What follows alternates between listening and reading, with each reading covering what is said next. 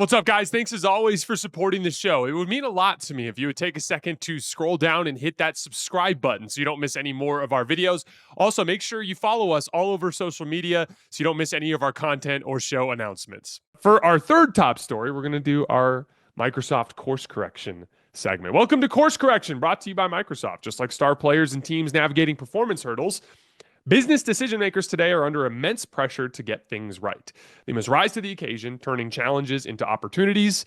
Microsoft empowers these visionaries with AI solutions, simplified cloud and data management, and trustworthy, responsible AI. And when you're in the NBA and you have your own hurdles to face, in this segment, we're exploring the challenges faced by teams or star players and how they can turn things around. Whatever challenge you're facing, Microsoft empowers you with the expertise to say, bring it on. This week, we're discussing Bronny James and his recent surge as both an NBA and G League player. So last night, Bronny hits 5 more threes. He finished with 17 points, 9 rebounds, and 6 assists in a win.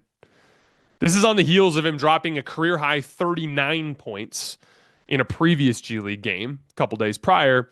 And that was on the heels of him dropping 17 points in a real deal NBA game against the Bucks, where he made a lot of moves that looked very much like a well-rounded professional basketball player.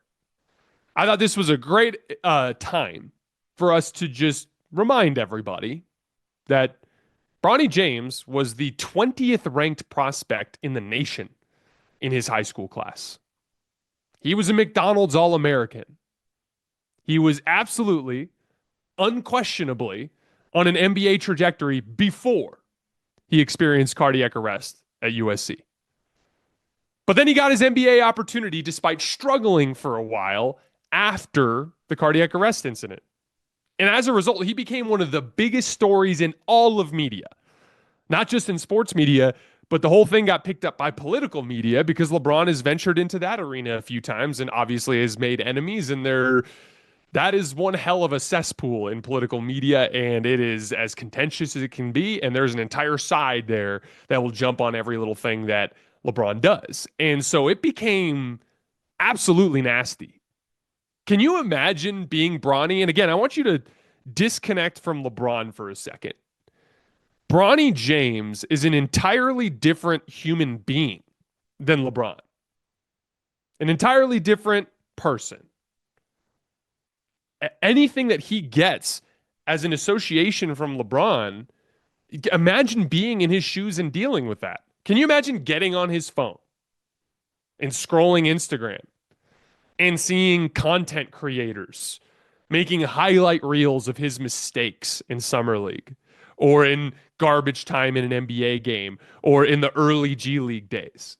And can you imagine the comments underneath those videos and the direct messages that he receives? And again, as we've talked about, like when you venture into this world, there are perks that greatly outweigh the negativity you face online. But that doesn't make the negativity like just go away or that it's just super easy to handle or anything like that. It sucks.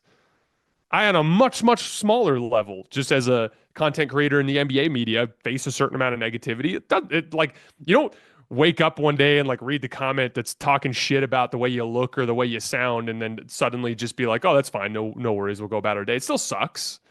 And this kid was getting it at a preposterous volume every single day because he suffered an injury and a condition that dramatically affected his basketball development.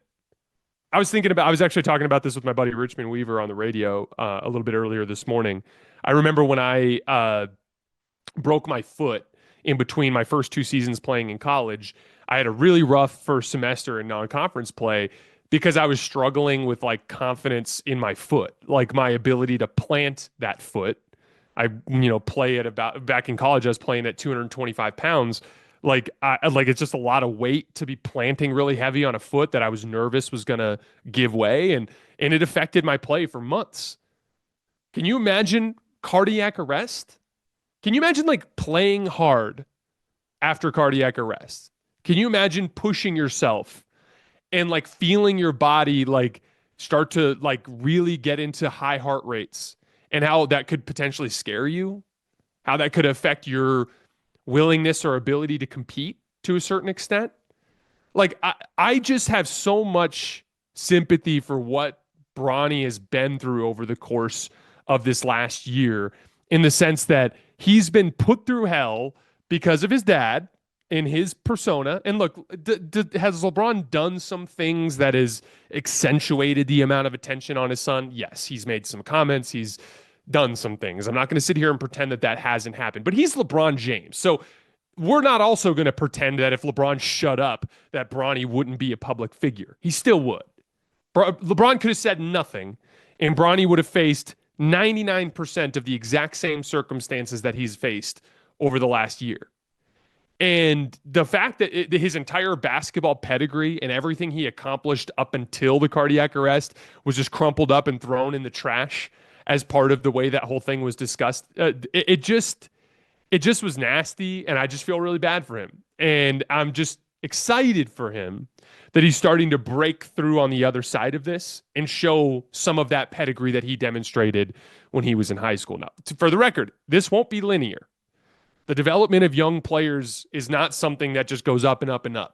He'll have stretches where he has bad games in the NBA. He'll have bad stretches of games in the G League. He'll make mistakes. There will be more content creators that have more opportunities to slander him for whatever reason.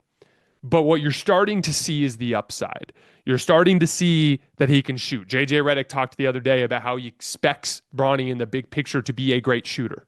You've seen some of the upside with him as a defensive playmaker. You've seen some of the upside with him as a downhill threat towards the rim, as a playmaking talent. He's got ability in there.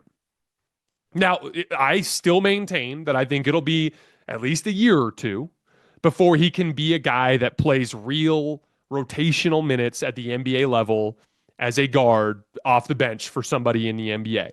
I still think he needs quite a bit of time to get there. But the potential has always been there. It was missing in terms of the production for a little while as a result of what happened to him at USC.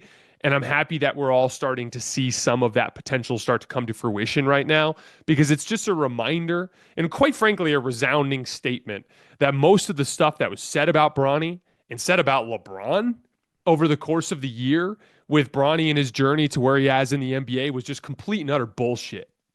And Bronny's just rubbing that in everybody's face right now, and I'm happy for him.